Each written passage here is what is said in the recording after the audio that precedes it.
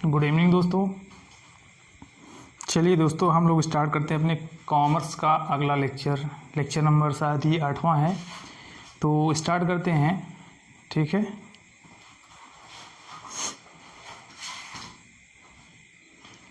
यहाँ पे दोस्तों कुछ चीज़ें जो अपडेट होती हैं, यानी हमारे टैक्स हमारी क्या होती है, हर साल बजट जब आता है तो उसमें कुछ न कुछ परिवर्तन होता रहता है, ठीक है। तो इनकम टैक्स में हर साल कुछ न कुछ बदलाव होता रहता है।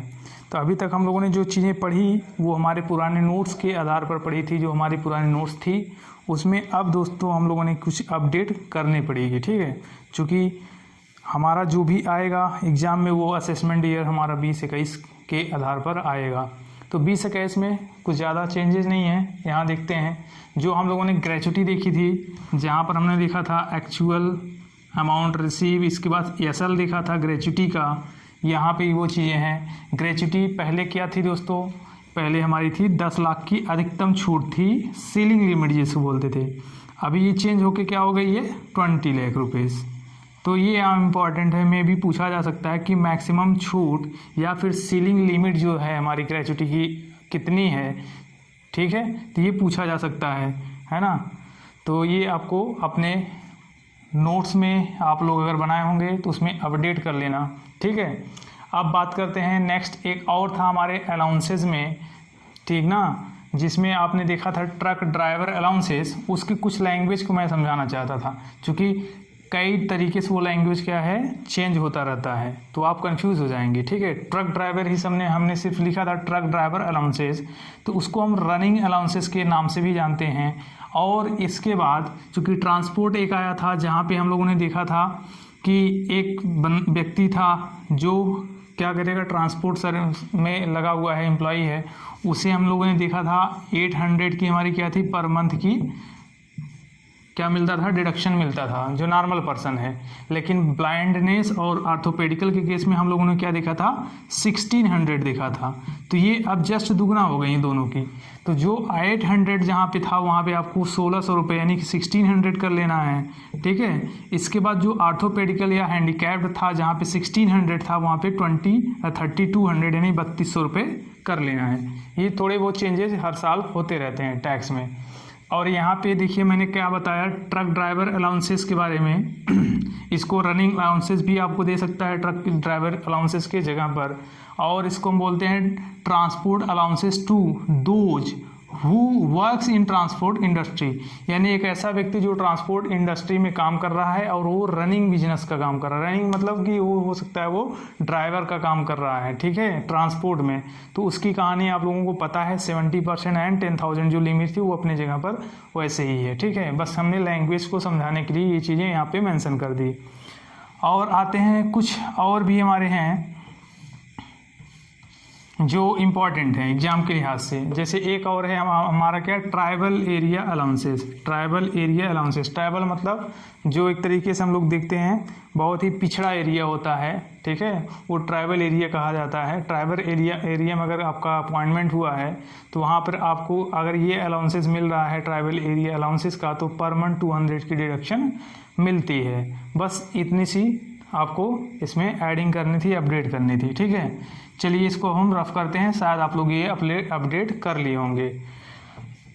अब हम लोग स्टार्ट करते हैं अपना नेक्स्ट कॉन्सेप्ट। और कॉन्सेप्ट ही आएगा, आपको कैलकुलेशन बहुत ज़्यादा नहीं देगा, जब देगा तो हमने बता दिया है आपको चीज़ें कैसे करनी हैं। इसके बाद आज का हमारा जो टॉपिक है वो है लीव इनकैशमेंट सैलरी, या फिर बोले तो लीव सैलरी बोलते हैं, अवकाश के साथ भुगतान, ठीक ना, अवकाश के साथ भुगतान। ये हमारा अलाउंसेस नहीं है, ये हमारा क्या है सैलरी का पार्ट। जैसे हम लोगों ने क्या देखा था, डियरनेस था, बोनस आएगा भी, बोनस भी क्या हमारा फुल्ली टैक्सेबल होता है। और क्या था आपका पेंशन था, सैलरी बेसिक सैलरी थी। उसी टाइप से ये भी है क्या, लीव सैलरी।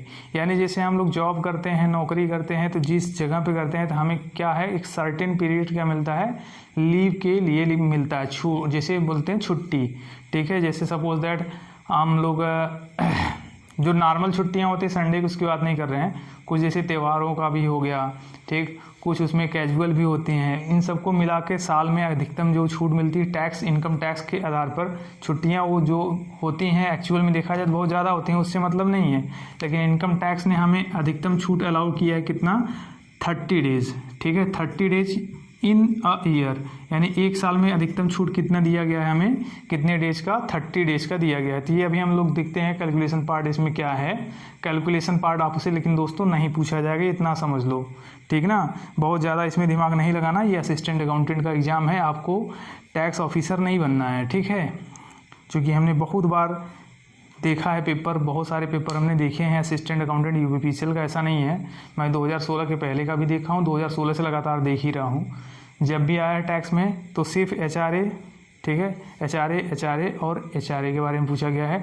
और एक बार आपका पूछ लिया था क्या, आपका सिटी कंपनसेशन पूछा गया था, और एक जो है फुल्ली टैक्सेबल वाला जो कॉन्सेप्ट हमने बताया था वो इम्पॉर्टेंट है, ठीक। एचआरए का सेक्शन पूछा गया था एक बार, ठीक ना, और एंटरटेनमेंट अलाउंसेस एक बार पूछा गया है, तो वो चीज़ें इंपॉर्टेंट है। कैलकुलेशन आपसे बहुत ज़्यादा नहीं पूछेगा, ठीक। तो बात करते हैं यहाँ पे, अगर आ भी जाए कैलकुलेशन, सपोज मैं कहता हूँ ऐसा नहीं होता, सपोज आ गया तो भी आपको हमने कॉन्सेप्ट दे रखा है। अब बात करते हैं यहाँ पे लीव इनकैशमेंट सैलरी, ठीक है। तो लीव इनकैशमेंट सैलरी क्या होती है, हमने ये चीज़ बताई। अब यहाँ देखते हैं हमने क्या लिखा है, हिंदी में भी लिखा है, चूँकि कुछ लोगों ने शिकायत की सर हिंदी में भी बताइए, चूँकि यहाँ पे ज़रूरत है हम लोगों को हिंदी की भी है, तो मैंने कोशिश करी है लिखने की, ट्रांसलेट किया है सेम चीज़ को। तो अब बात करते हैं as per service contract and discipline, यानी जो हमारे सेवा शर्तों के आधार पर, ठीक ना। Normally every employee is allowed certain period with leave with पे, ठीक है। क्या लिखा है, लीव विथ पे, यानी कि अवकाश के साथ भुगतान, यानी कि हमारे सर्विस सेवा उन शर्तों के आधार पर हर एक कर्मचारी को, प्रत्येक कर्मचारी को अलाउ किया जाता है ना, क्या, सर्टेन पीरियड, यानी कुछ निश्चित अवधियां अलाउ की जाती हैं विथ लीव विथ पे, मतलब कि यानी कि अवकाश के साथ भुगतान, यानी वो जॉब पर नहीं भी रहेगा तब भी उसको क्या मिलेगा, पे मिलेगा, यानी भुगतान मिलता है, ठीक ना। जैसे प्राइवेट में होता है क्या, 2 दिन नहीं आया, 4 दिन नहीं आया तो उसकी आपकी सैलरी काट लेते हैं, लेकिन ऐसा कुछ जो बड़े ऑर्गेनाइजेशंस हैं उनके यहाँ नहीं होता है, ठीक ना। मेडिकल वगैरह भी लगा देते हैं लोग, तो वो चीज़ें हैं, तो मेडिकल भी लगा दिया, कोई बीमारी हो गई, वो सारी चीज़ों को लीव विथ पे में शामिल किए जाते हैं, ठीक है ना। अब बात करते हैं आगे, कह रहा है कि सच लीव में be availed during the year, यानी जो ये अवकाश मिल रहा है ये हम क्या कर सकते हैं, जो कर्मचारी है वो ड्यूरिंग द ईयर अवेल करता है। अवेल का मतलब होता है उसका लाभ लेना, छूट जो अवकाश है उसका लाभ लिया गया, नहीं उठाया गया, तो वो मे बी अवेल्ड मतलब ले सकता है ड्यूरिंग द ईयर, और सब्सिक्वेंटली या फिर बाद में भी ले सकता है, और इन कैश, और इन केस, और इन कैश है, ये कैश मतलब नकद, रोकड़ जिसको बोलते हैं, और अथवा in cash when employ receive an amount for waiving. Waiving का मतलब क्या है, जैसे हमें छुट्टी मिल रही है लेकिन मैं छुट्टी नहीं ले रहा हूँ, ठीक है। जैसे हमें छुट्टी मिल रही है, हम छुट्टी नहीं ले रहे हैं बल्कि हम क्या कर रहे हैं, काम कर रहे हैं, ठीक ना। यानी छुट्टी के अलावा भी हम क्या, छुट्टी का हम छुट्टी ना लेके, बहुत लोग होते हैं डेडिकेटेड, छुट्टियाँ सरकारी लोग क्या करते हैं, उनको छुट्टी चाहिए तो मज़े लेने लगते हैं, कुछ लोग ऐसे होते हैं जो कहते हैं नहीं हम काम करेंगे, तो वही चीज़ है। तो यानी वो या तो छूट ले सकता है या फिर बाद में भी ले सकता है, अगर नहीं लेता तो इनकैश कराएगा, इनकैश जिसको हम बोलते हैं लीव इनकैशमेंट, ठीक। तो इनकैश कर लेगा, इनकैश का मतलब छुट्टी में भी वो काम करके, ओवर टाइम काम करके ले सकता है। When employ receive an amount, यानी ई जो उन्होंने छुट्टी के बदले में भी पैसा ले लिया, ठीक ना, कमा लिया, यानी कि जो लीव मिल रहा था उसमें भी उन्होंने छुट्टी नहीं ली और काम किया, उसके बदले में उसको पैसा मिला, तो वो क्या करा कि in cash when employ receive an amount for waiving. Waiving का मतलब होता है छोड़ देना। अभी कैसे है कि उसने क्या किया कि अपना जो है, जो मिल रहा था लाभ, छुट्टी का लाभ, उसको लाभ नहीं लिया बल्कि क्या किया, उसको छोड़ दिया, लाभ को छोड़ दिया, यानी कि क्या किया हुआ, काम किया, ठीक ना। काम करने के बाद उसके बदले में जब भाई हम कहते हैं कि जब हमें अवकाश मिल रहा है, छुट्टी मिल रही है और मैं छुट्टी नहीं ले रहा हूँ, तो उसके बदले में मुझे क्या मिलेगा, कैश मिलेगी। और लाइंग टू हिज क्रेडिट मतलब मेरे खाते में जो भी छुट्टियां हुई थी, मान लो एक साल में 30 दिन मिलता है, नहीं लिया, अगले साल ये क्या होगा, क्यूमुलेट होगा, अगले साल भी हमें 30 दिन मिला तो 30 + 30 60 दिन हो गया। तो ये ऐसे क्या होती जाएगी, क्यूमुलेट होती चली जाएगी, है ना। तो वही कहा गया यहाँ पे amount for waiving to laying to his credit, यानी कि जो क्रेडिट में मेरे खाते में जा रही है छुट्टियाँ इंक्लूड होते जा रही हैं उसकी बात कही गई है। उसके बदले में जो मैं कैश कर रहा हूँ such amount is known as salary, leave salary, मतलब वही हम क्या जानते हैं उसको, लीव सैलरी के नाम से जानते हैं। यहाँ पे मैंने हिंदी में लिख दिया है उसी चीज़ को। सेवा शर्तों के अनुबंध के अनुसार सामान्यतः प्रत्येक कर्मचारी को कुछ निश्चित अवधि भुगतान के साथ अवकाश के लिए दिया जाता है। ठीक, ऐसा अवकाश या तो कर्मचारी के द्वारा वर्ष के दौरान लिया जा सकता है या बाद के किसी वर्ष में लिया जा सकता है, या उस अवकाश के बदले कुछ राशियां ली जाए जिसे हम किसके नाम से जानते हैं, लीव विथ पे, यानी कि भुगतान अवकाश के साथ भुगतान, ठीक ना, या भुगतान के साथ अवकाश जिसको बोलते हैं, ये चीज़ हो गई लीव विथ कैश का मतलब।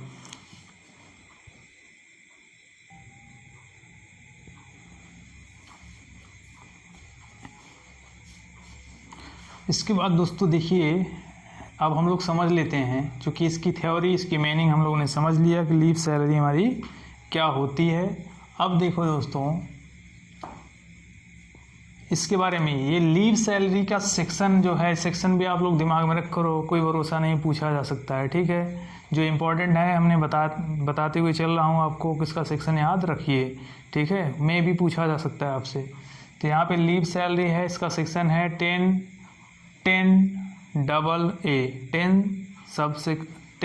सेक्शन हमारा है, सब सेक्शन 10AA है। यहाँ भी सिचुएशन वही है दोस्तों कि जैसे अगर कोई एम्प्लॉई है, ठीक है, और वो जॉब पर है, कंटिन्यूएशन में है, लगातार उसकी जॉब चल रही है, रिटायर नहीं हुआ है, तो चाहे प्राइवेट हो चाहे गवर्नमेंट हो उससे कोई मतलब नहीं, क्या हो जाएगी है, फुल्ली टैक्सीबल। ऐसे ही क्वेश्चन पूछे जा सकते हैं आपसे, ठीक है। और मैंने टेस्ट में भी कुछ इसी तरीके से क्वेश्चन रखने की कोशिश करी है, तो आप लोग ध्यान देना। और आगे चलते हैं, ये बात समझ में आ गई होगी कि सर्विस के दौरान अगर लीव सैलरी मिल रही है तो फुल्ली टैक्सीबल। अगर ऑन टर्मिनेशन यानी कि वो जब रिटायर हो रहा है, रिटायर होगा तब का 2 केस है, या तो वो गवर्नमेंट एम्प्लॉई होगा या फिर प्राइवेट एम्प्लॉई होगा। गवर्नमेंट एम्प्लॉई होगा सेक्शन 10AA और 1 यानी क्लॉज 1, ये सेक्शन आपका है। अगर गवर्नमेंट एम्प्लॉई है तो आप तो जानते ही हैं कि गवर्नमेंट एम्प्लॉइयों को पूरी तरीके से छूट मिलती है, हर जगह देखते चले आ रहे हैं। यहाँ आएंगे अगर नॉन गवर्नमेंट एम्प्लॉई है तो नॉन गवर्नमेंट एम्प्लॉई के केस में सेक्शन 10AA और क्लॉज 2। तो यहाँ पर दोस्तों हम लोग फाइंड आउट करते हैं लिस्ट ऑफ द फॉलोइंग, यानी कि ये हमारे पास कुछ कंडीशन दिया गया है, अगर सैलरी मिली है तो हम लोग कैसे डिडक्शन निकालेंगे एग्जेम्पशन के, इसमें से कितना अमाउंट हमारा क्या है, एग्जेम्प्ट है। क्योंकि 1,26,000 रुपये क्वेश्चन में हमने अभी दिखाया, अभी सॉल्व करके बताएंगे कि हमें जो मिलेगी क्या लीव सैलरी, वो एक्चुअल अमाउंट ज़्यादा होगी, है ना, कम भी हो सकती है बट ज़्यादा होगी। तो हम लोग निकालते हैं कि एग्जेम्पशन वैल्यू कितनी है, डिडक्शन में इससे कितना मिलने वाला है। तो यहाँ पे देखते हैं कि एक्चुअल अमाउंट हमारा जो रहेगा वो रख लेंगे यहाँ पे। दूसरा सीलिंग लिमिट है दोस्तों, कई बार सीलिंग लिमिट मिलते चला रहा है, कंफ्यूज हो जाएंगे। अभी देखिए क्या ट्रिक मैं बताता हूँ आपको, सीलिंग लिमिट भी याद हो जाएगा। तो ये है SL, सीलिंग लिमिट कितनी है, 3 लाख की है। इसके बाद क्या है 10 इंटू एवरेज सैलरी, ये एवरेज सैलरी दोस्तों ये आप जान लो, इसके पहले भी आपने एवरेज सैलरी देखी थी।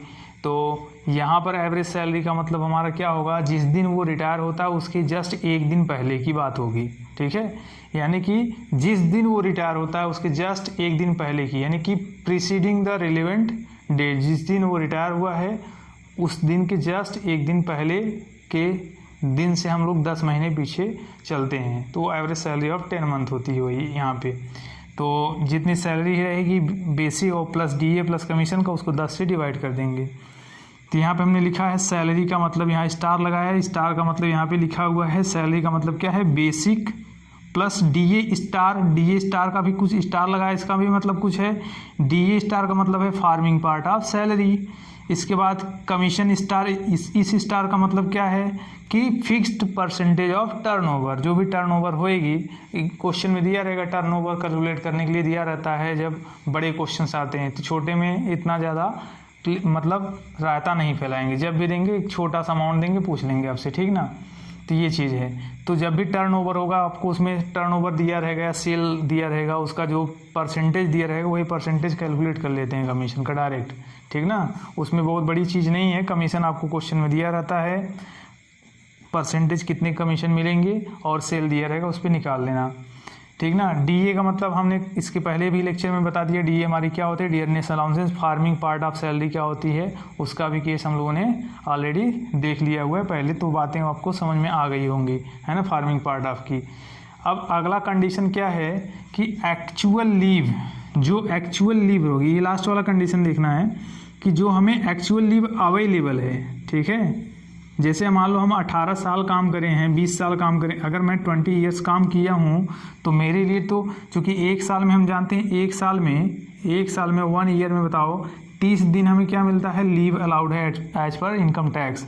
तो 30 दिन को हम लोग नॉर्मली क्या बोल देते हैं, 1 मंथ, यानी ये क्या है, यानी 1 मंथ, यानी एक साल में हमें 1 मंथ की क्या होती है, लीव अलाउ है एज पर इनकम टैक्स, ठीक। तो नॉर्मली 30 डेज है, तो 30 डेज को मंथ में कन्वर्ट करोगे तो 1 महीने हो जाएगी। तो 20 साल में बताओ हमें कितनी लीव मिल सकती है, 20 महीने की लीव मिल सकती है, तो वही हो जाती है हमारी एक्चुअल लीव। इसमें से माइनस कर देते हैं हम लोग क्या, जितना हम लोगों ने लीव लिया। देखो क्रेडिट का मतलब क्या हमने बताया था कि जैसे हम एक व्यक्ति हैं, मैं कहीं काम कर रहा हूं और मुझे साल में 30 दिन का छुट्टी मिलता है, लेकिन उस छुट्टी को मैंने नहीं लिया, ठीक ना।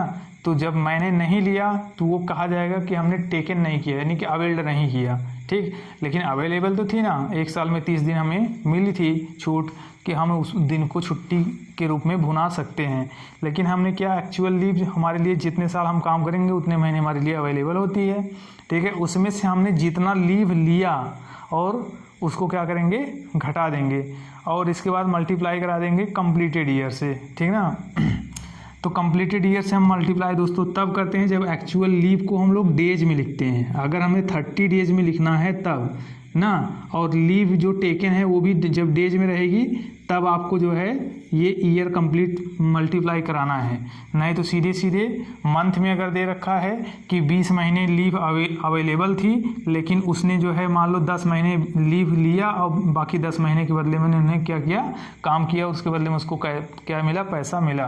तो ऐसे समझो, ऐसे मान लो एक कोई व्यक्ति है वो 22 साल काम किया है, तो 22 साल काम किया है तो 22 महीने उसको क्या मिलती, छुट्टी मिलती है ना, छुट्टी मिलती उसको। लेकिन वो व्यक्ति क्या किया कि 10 ही महीना, यानी जो एक साल में 30 दिन की छुट्टी मिलती है उसको 1 महीने हम बोल रहे हैं, 1 मंथ होती है वो। तो वो व्यक्ति जो है एक साल में उसे 1 मंथ की छुट्टी मिलती है टोटल मिला के, लेकिन वो क्या किया, 22 साल में मात्र 10 महीने की छुट्टी ली, तो बचा हुआ और कितना बचा, ये 12 महीने बचा ना।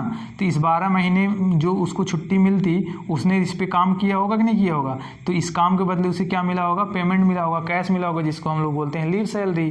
तो अगर ये मंथ में दिया है तो हम लोग ये ईयर को कंप्लीट मल्टीप्लाई नहीं करेंगे। ये बात शायद आप समझ गए होंगे। फिर से देखो मैं कहना क्या चाहता हूँ, क्योंकि ये पॉइंट समझना ज़रूरी है।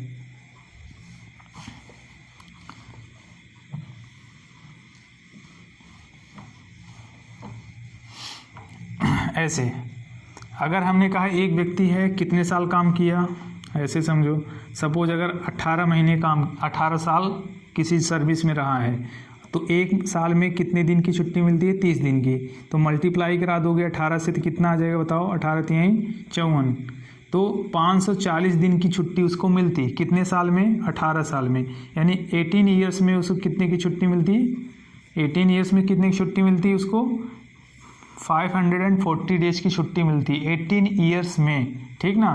तो इतने की छुट्टी मिलती। बात इतना क्लियर हो गया होगा। इसके बाद सपोज हमने कहा वो जो है 12 मंथ की छुट्टी ली, तो 12 मंथ मतलब 12 साल है ना, यानी 12 साल ही छुट्टी, 18 साल की छुट्टी मिलती उसको 18 महीने की, लेकिन 12 साल में उन्होंने 12 महीने की छुट्टी ली। तो बताओ 30 दिन से हमें मल्टीप्लाई करा दोगे तो कितना होगा, 360 डेज। तो ये 360 डेज उन्होंने क्या किया, छुट्टी लिया। अगर ऐसा रहेगा, डेज में दिया रहेगा, डेज में, अगर यहाँ भी डेज में दिया है तब हम लोग ये चौथा कंडीशन कुछ ऐसा लिखते हैं जो हमने लिखा था कि एक्चुअल लीव अवेलेबल, बताओ कितनी लीव अवेलेबल है, 540। ठीक है, इसमें क्या करना है, माइनस करना है कितना उसने छुट्टी ली, 360 डेज। ये क्या करना है, 360 डेज। अभी इसको लेस करोगे तो कितना आ जाएगा बताओ, यहाँ से 0 0 कैंसिल करेंगे, हमें मिलेगा कितना, 0 ये 14 में 6 जाएगा 8 और यहाँ 4 था और ये 3, यानी 180 डेज अभी भी क्या है हमारी बची, जिसको हमने छुट्टी इसका फ़ायदा छुट्टी का हमने नहीं लिया, इसके बदले में क्या मिला, हमें कैश मिला। तो ये जो 180 डेज है ना, 80 डेज है, 180 डेज है, इसको हम लोग क्या करते हैं, मंथ में कन्वर्ट करते हैं। तो मंथ में कन्वर्ट करोगे तो बताओ एक साल में यानी एक महीने में कितने दिन होता है, 30 दिन होता है। तो 180 डेज को हम लोग मंथ में कन्वर्ट करेंगे तो कितना डेज आएगा बताओ, 180 डेज को मंथ में कन्वर्ट करो ऐसे, 3 से 0 कैंसिल कराओगे तो कितना आ जाएगा यहाँ पे 3, यानी 6 मंथ है ना, ये 6 मंथ आ गया। इसके लिए हम लोग कंप्लीटेड ईयर इसीलिए कराते हैं कि कंप्लीटेड ईयर कितनी है। तो बात ये समझ में आ गई होगी, क्योंकि यही निकल के आएगा अगर हम यहाँ कंप्लीटेड ईयर मल्टीप्लाई करा दें इसमें। ऐसे देखो 180 डेज बची है, कंप्लीटेड ईयर कितना साल काम किया था, वो कितने साल काम किया था, 18 साल से। तो 18 से मल्टीप्लाई करा दो यहाँ पे, ठीक है। जब 18 से मल्टीप्लाई करा दोगे, हम कैलकुलेट कर लेते हैं क्योंकि इससे टाइम बच जाएगा हमारा, है ना। 180 दिन और 18 महीने, 18 साल को महीने में चेंज कर, चूँकि एक साल में दोस्तों एक महीने होता है, तो 18 साल में 18 महीने की छुट्टी उसको मिलती। तो यहाँ पे आया हमारा कितना, कुछ यहाँ पे मिस्टेक हो रहा है, डेज में आ रहा है ना, हाँ ऐसे समझो। ये जो 180 दिन है बताओ, इसको हम लोग डिवाइड करेंगे 30 से, कितने महीने आया, 6 महीने आया, ठीक ना। तो 6 महीने आया है, तो 6 महीने को हम लोग क्या कर लेंगे, यहाँ से ऐसे देखते हैं हम लोग, ऐसे अगर ऐसे समझ लो कि अगर यहाँ पे 18 महीने हमें छुट्टी मिलती और 12 महीने हमने भुना लिया, बचा कितना, 6 महीने। ये 6 महीने ही बचेगा। जब मंथ में रहेगा डायरेक्ट यही निकालते हैं, अगर डेज में है तो इस तरीके से निकलता है, ठीक है। ये बात है, इतना सा ही करना था। अगर ऐसे रहता तो ये हम लोग कर लेते, इतना काम हमें करना पड़ता, ठीक ना। बाकी चीज़ें क्या हो जाएंगी, इसमें एवरेज सैलरी से मल्टीप्लाई कराते, ये चीज़ है यहाँ पे एवरेज सैलरी ऑफ 10 मंथ। हमने बता दिया कि एवरेज सैलरी कितने की होगी, 10 मंथ की होगी। तो यही हमारी क्या है, जब डेज में रहेगा तो हम लोग क्या करते हैं, एक्चुअल लीव में से हमने एक्चुअल लीव में से जितना हमने यूज किया है, जितना हमने लीव लिया है, और वो उसको घटा देंगे, जो बचेगी वो हमारी क्या हो जाएगी, वो हमारी क्या होगी, कैश में बदल गई। यानी वो छुट्टी हमारी किस में बदल गई, कैश में बदल गई। तो 180 दिन बचा है ना, 180 दिन बचा है, तो इसको महीने में कन्वर्ट करने के लिए 30 से गुणा करा दो, ठीक ना। 30 से डिवाइड करना है, चूँकि डेज में है तो 6 महीने बची है, तो यही करना है ना, चूँकि ये डेज में था। तो अभी हम लोग इसका क्वेश्चन देखते हैं, क्वेश्चन कैसे है तो बात ज़्यादा क्लियर हो जाएगी। मैं इसी समझाना चाह रहा हूँ। फिलहाल एग्ज़ाम में दोस्तों इतना चीज़ आपसे नहीं देगा। अभी यहाँ क्वेश्चन देखते हैं तो बात क्लियर हो जाएगी, ठीक ना। ये क्या है, इसको मैं रफ कर दूँ, रफ कर देता हूँ, ठीक है ना। ये सारी चीज़ें हटा दिया जाती है। काफ़ी रात हो गई दोस्तों, आज टेस्ट भी था और आज मैं बहुत ज़्यादा परेशान भी था, दिन भर दौड़ा हूँ, थक गया हूँ, ठीक है। और रात भी हो गई है लगभग, ये मान लो इस टाइम हो रहा है 12 बजने वाला है रात को, ठीक है। तो आप लोगों के लिए ये मैं मेहनत कर रहा हूँ दोस्तों, आप लोग भी मेहनत करते रहो, है ना, तभी कुछ हासिल होने वाला है। हम आप लोगों के लिए बहुत ज़्यादा तत्पर हैं, जिससे कि आप लोगों की तैयारी में कोई कमी ना हो, ठीक ना। चलिए देखिए क्वेश्चन क्या करें। Mister A was a employ, mister A क्या थे, एक एम्प्लॉय थे, इन एन ऑर्गेनाइजेशन, एक किसी ऑर्गेनाइजेशन संगठन में क्या थे, वो एम्प्लॉय थे, एंड रिटायर्ड ऑन 1 अप्रैल 2020, 1 अप्रैल 2020 को दोस्तों क्या हो गए, वो रिटायर हो गए। इसके बाद आगे क्या कह रहा है, ही रिसीव्ड, या फिर ये हमने लिखा है एंड रिसीव लीव सैलरी, और वो क्या प्राप्त कर रहे हैं, लीव सैलरी, यानी उनको कुछ छुट्टियां मिली थी, उस छुट्टी के बदले में उन्होंने पैसे में उसे कन्वर्ट कर लिए काम करके, है ना। अब कह रहा है calculate taxable amount of leave, यानी आपको टैक्सेबल अमाउंट बतानी है। और आगे दिया है इफ़, यदि बेसिक सैलरी इनकी कितनी है 7000 पर मंथ है, डीए कितनी है 3000 पर मंथ है, एक्चुअल लीव अवेलेबल कितनी थी 18 मंथ की थी, उन्होंने लीव अवेल्ड करी कितने 12 मंथ की। अभी हम लोग कैलकुलेट करेंगे तो ऐसे लिखेंगे calculation of leaves taxable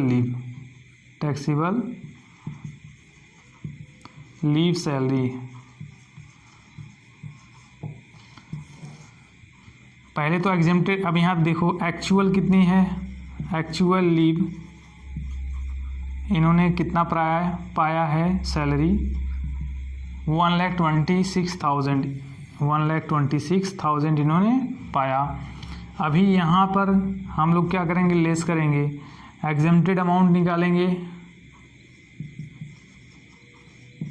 exempted figure निकालने के लिए फार्मूला दिया गया था, पहला फार्मूला क्या था, एक्चुअल अमाउंट रिसीव 126।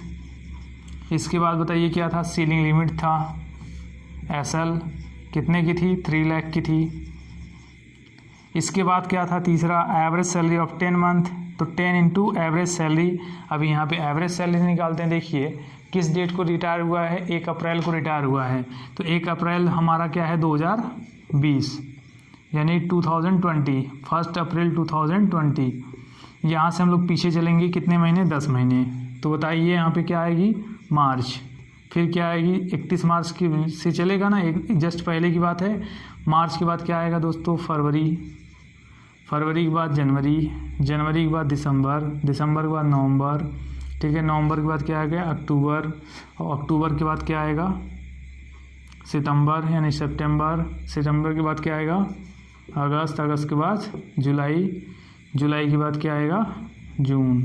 देखते हैं कितने महीने हुआ, 1 2 3 4 5 6 7 8 9 10, नहीं जून, यानी 1 जून से काउंट करेंगे कहाँ तक जाएगा 31 मार्च तक, है ना। ये हमारा क्या हो जाएगा 10 मंथ, तो 7 महीने की 7,000 रुपये पर मंथ सैलरी है ना, तो बेसिक कितनी है 7,000, तो बेसिक कितनी है 7,000, तो 7,000 से मल्टीप्लाई करा देंगे 10 से, तो यहाँ पे हो जाएगा 70,000। इसी तरीके से डीए है, ठीक है, डीए कितना बता दिया 3,000 इंटू 10 कितना आ जाएगा ये 30,000, तो टोटल कितना हो गया दोस्तों 1 लाख। कर average salary of 10 month, average salary यहाँ से 10 मंथ निकालने के लिए हम लोग क्या करेंगे, टोटल हो गई ना, तो एवरेज निकाल लो, एवरेज निकालोगे तो क्या हुआ 1 लाख और डिवाइडेड बाई 10, अभी क्या हो जाएगी वही फिर से आ जाएगी हमारी 1 लाख। ये हमारी क्या है 1 लाख नहीं 10,000, ठीक है, ये 10,000 हमारी एवरेज सैलरी ऑफ 10 मंथ है। तो आप ये भी कह सकते थे सर डायरेक्ट हम लोग जो है 7,000 और 3,000 जोड़कर 10 से गुणा ना करा के डायरेक्ट वही लिख देते, लेकिन दोस्तों कभी कभार ऐसा हो जाता है कि फ्रैक्शनल अमाउंट आता है। फ्रैक्शनल अमाउंट क्या, ये कह देगा जो है जून से लेकर अक्टूबर तक उसकी सैलरी 4,000 थी, ठीक है, कभी कभार क्वेश्चन में ऐसा देता है कि जून से लेकर अक्टूबर तक उसकी सैलरी 4,000 थी, इसके बाद की सैलरी कितनी थी 7,000 की थी, तब ये कहानी आपकी फेल हो जाती है कि हम सर डायरेक्ट जोड़कर गुणा कर देते, ठीक है। ऐसे में हमारा पहले इसको सॉल्व करते हैं फिर वो कहानी बताते हैं। ये 10 मंथ की सैलरी एवरेज आ गई कितनी की हमारी 10,000 की, उसको मल्टीप्लाई करा दोगे 10 into average salary of 10 month, ये आया कितना 10,000, तो मल्टीप्लाई करेंगे वही अमाउंट हमें मिल जाएगा, ठीक है। तो आप ये कहते हैं सर क्यों 10 से डिवाइड करके 10,000 आया फिर 10 से गुणा किया, अभी देखिए क्या कैसे कहानी चेंज होती है वो भी हम बता देंगे। इसके बाद लास्ट वाला पॉइंट क्या था, ये कह रहा है कि एक्चुअल लीव अवेलेबल, चूँकि ये मंथ में दिया है डेज में नहीं दिया है, जब डेज में नहीं दिया है तो हमें कोई टेंशन नहीं लेने का है, एग्जाम में जब भी आएगा तो मंथ में आएगा। कितने मंथ है अवेलेबल हैं 18 मंथ, माइनस कर देना कितना 12 मंथ, है ना 12 मंथ, अब जो अमाउंट आएगा इसमें से जो हमारा बचा हुआ, चूँकि हम 12 महीने की छुट्टी तो ले लिए, लेकिन 18 महीने कुल हमारी 18 साल में 18 महीने हमें कुल छुट्टी मिली थी, जिसमें से मैंने 12 महीने की छुट्टी ली और 6 महीने हमने काम ओवर टाइम कर लिया। उसके बदले में क्या मिल गया, हमें सैलरी मिल गई। तो ये क्या हो जाएगी, लीव सैलरी। तो इसमें हम लोग मल्टीप्लाई करा देंगे दोस्तों, कितना मिला हमें, यहाँ पे एवरेज सैलरी 10 मंथ की, ये 10,000 है, तो 10,000 से यहाँ कर लो मल्टीप्लाई। तो बताइए कितना है, यहाँ पे 6 आएगा, 6 से इसमें मल्टीप्लाई करा लो 10,000, तो आएगा कितना, 60,000। अब इसमें से हम लोग एग्जाम्प्ट क्या करते हैं, लिस्ट ऑफ द फॉलोइंग, तो लिस्ट ऑफ द फॉलोइंग, इसमें से जो सबसे कम है वही हमारा क्या हो जाएगी, घट जाएगी। क्या 1,26,000, ये बताओ 3 लाख क्या किसी से कम है, नहीं है, नहीं ये भी नहीं हो सकता, 1,26,000 भी नहीं हो सकता, क्योंकि यहाँ पे 60,000 सबसे कम है, तो 60,000 हमारी क्या होगी, एग्जेम्प्ट हो जाएगी। तो अगर आपसे एग्जेम्प्टेड फिगर पूछता है तो ये हो जाएगा इन तीनों में से जो, इन चारों में से जो कम होगा। तो 60,000 यहाँ से घटा देंगे या लेस कर देंगे तो आपको टैक्सेबल फिगर मिल जाएगी। 60,000 यहाँ से लेस कर दोगे,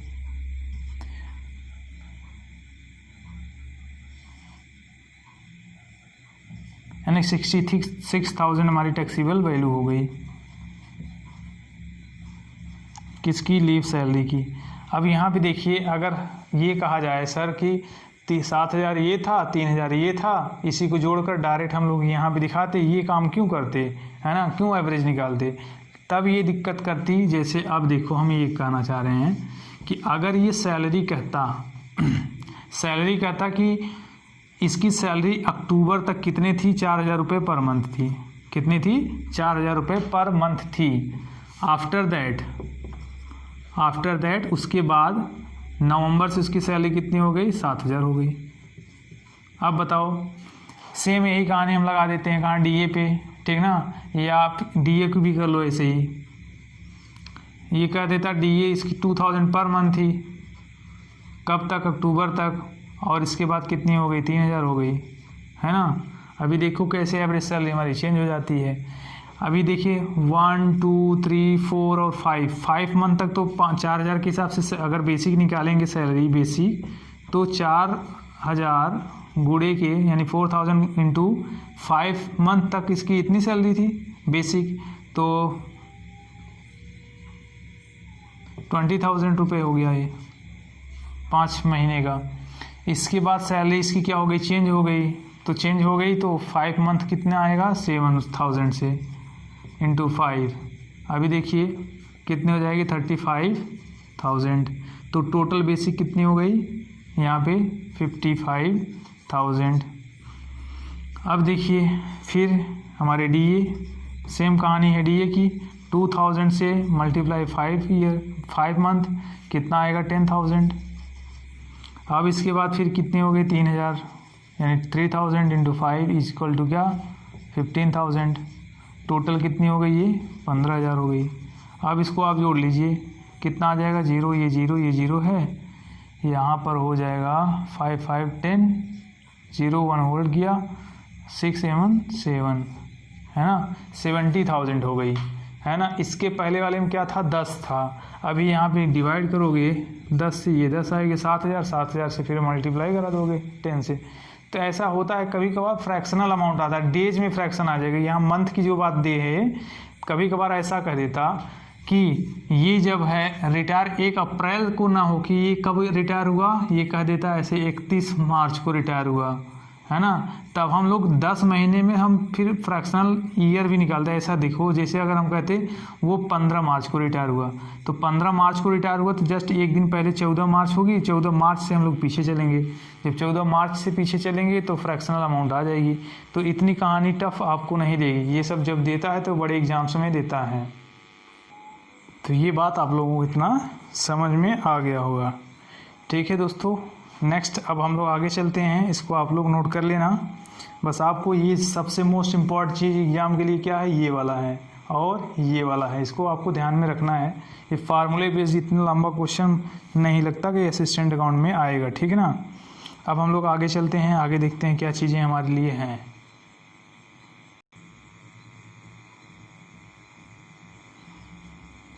इसके बाद एक चीज़ ये है दोस्तों, ये भी एक तरीके का सैलरी ही बोल सकते हैं, पार्ट ऑफ सैलरी ही है। एन्युटी बोलते हैं इसको, वार्षिकी बोलते हैं।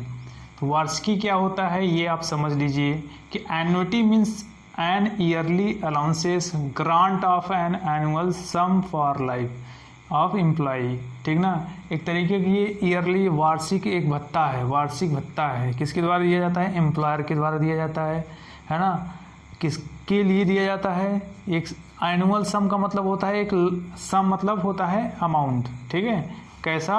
वार्षिक, यानी एनुअल सम किसके लिए दिया जाएगा? For life. यानी कि जब कभी कभार होता है, जैसे हम लोग जॉब में जाते हैं तो हमारे लिए अगर मान लो कॉन्ट्रैक्ट होगा, एक चीज़ें लिखी जाएंगी, है ना, कि क्या क्या चीज़ें आपको दी जाएंगी, तो उसमें एक ग्रांट किया जाएगा, है ना, स्वीकार किया जाएगा कि हम क्या करेंगे, आपको साल के अंत में एक ईयरली यानी वार्षिक भत्ता भी देंगे, जिससे आपकी लाइफ को सरवाइव करने के लिए थोड़ी मदद मिल सके।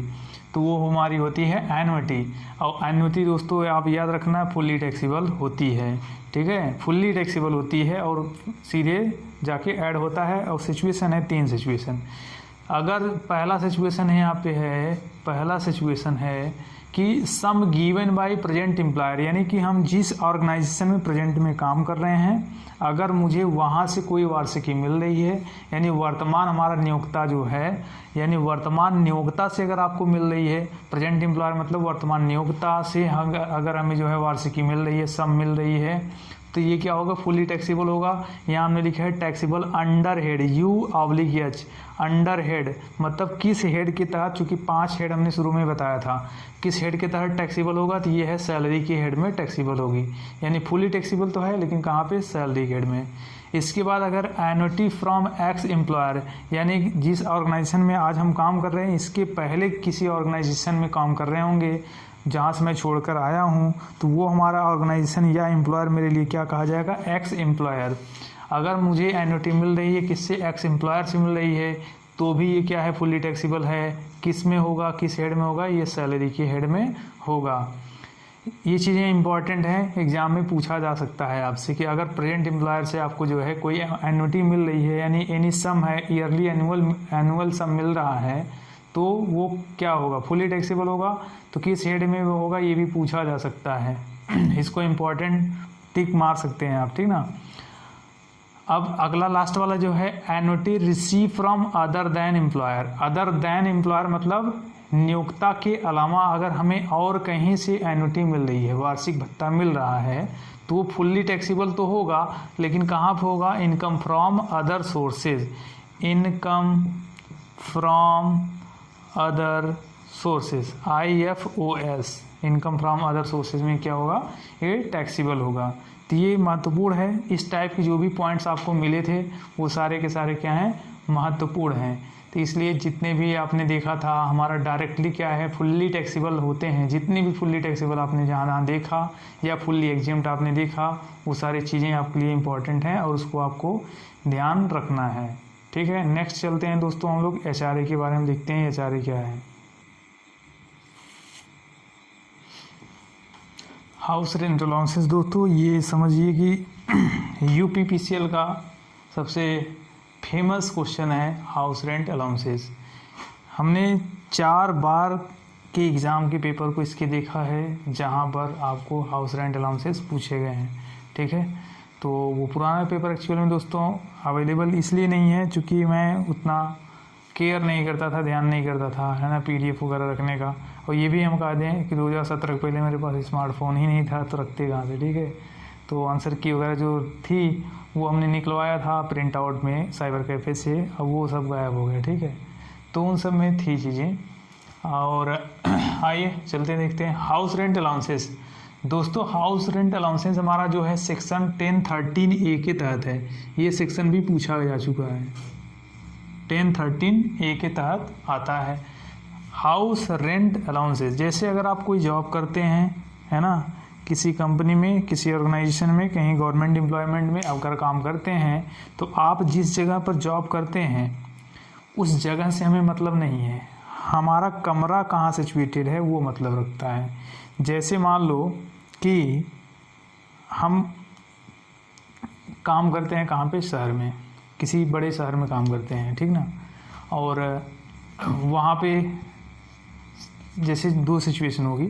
सपोज जैसे मान लो हम काम करते हैं कहाँ पे, दिल्ली में, और सटा हुआ क्या हमारा है, गाज़ियाबाद। अब मैं दिल्ली में जॉब कर रहा हूँ, गवर्नमेंट जॉब कर रहा हूँ, लेकिन मैंने कमरे लेके कहाँ रह रहा हूँ मैं गाज़ियाबाद में रह रहा हूँ।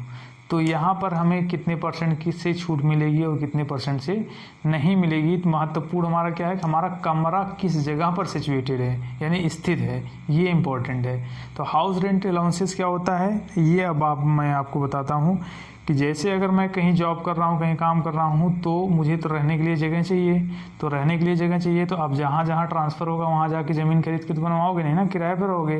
तो किराए पर रखोगे तो उसका रेंट दोगे। तो जो रेंट आप देते हैं, तो एम्प्लॉयर जो होता है, हमारा नियोक्ता जो होता है, वो क्या कहता है, चलो ठीक है, आपको हम HRA भी देते हैं, यानी आप जिस मकान में रह रहे हैं उस मकान का मैं किराया दूंगा, ठीक ना। यानी अपने जेब से तो भरने के लिए मैं दे देता हूँ, लेकिन वो हमें रीइम्बर्स हो जाता है। रीइम्बर्स मतलब हमारा नियोक्ता जो है सैलरी के साथ मुझे वो HRA भी दे देता है, जिसको हाउस रेंट अलाउंसेस बोलते हैं, ठीक है। तो हाउस रेंट अलाउंसेस का मोस्ट इंपॉर्टेंट सेक्शन आपको याद रखना है।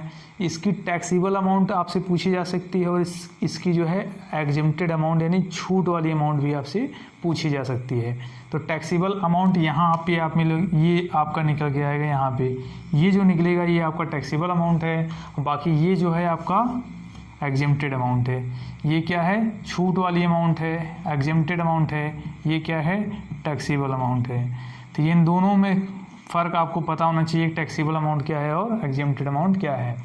तो हाउस रेंट अलाउंसेस निकालने के लिए हम लोग पहले क्या लिखेंगे, एक्चुअल HRA, यानी हमारा नियोक्ता मुझे एक्चुअल में कितना हाउस रेंट अलाउंस मुझे दे रहा है, वो अमाउंट हम लोग यहाँ लिखते हैं, ठीक ना।